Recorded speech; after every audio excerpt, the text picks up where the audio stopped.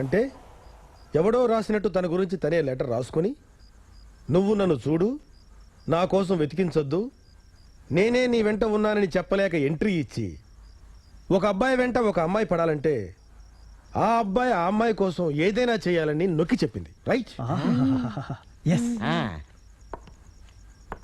Sir, ఈ విషయం గనక రాహుల్ కి ముందుగానే తెలుసుంటే అంజల్ని రిసార్ట్ సార్. గీత, నువ్వు ఆడపిల్లవేనా?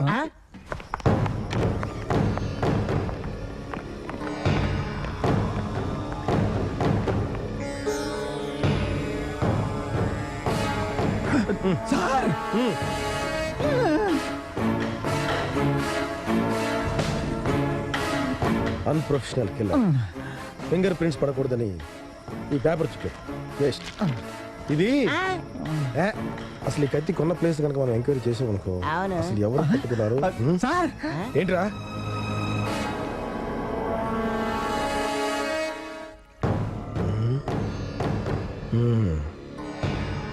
అక్షరాలన్నీ చిరిగిపోయాయి.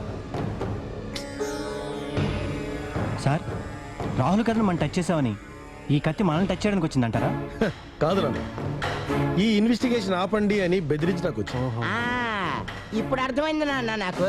నాకన్నా ముందు నువ్వెందుకు దర్శకుడు అయ్యావో అని. నాన్న, నువ్వు ఇప్పుడు కత్తి వచ్చింది. మనం కథలో ముందడుగు వేస్తే హ్యాండే వస్తుంది. అవును సార్, అంజలి మాట విన్న రాహుల్ మనసు రెచ్చిపోయింది. ఆ మూడ్లోని అందరినీ తన కారులో తీసుకుని వెళ్ళాడు. నా అసిస్టెంట్ అలాగే మాట్లాడుతున్నాడేంటి? అతను అలాగే మాట్లాడతాడు. కన్ఫ్యూజ్ గా ఉందేంటి? వద్దు, కన్ఫ్యూజన్ వద్దు. మా ఊరవసి లాగే అలాగే. అమ్మా, నా ఐస్ ప్రాబ్లం చెక్ చేయడానికి డాక్టర్ వచ్చాడు. డాక్టరా?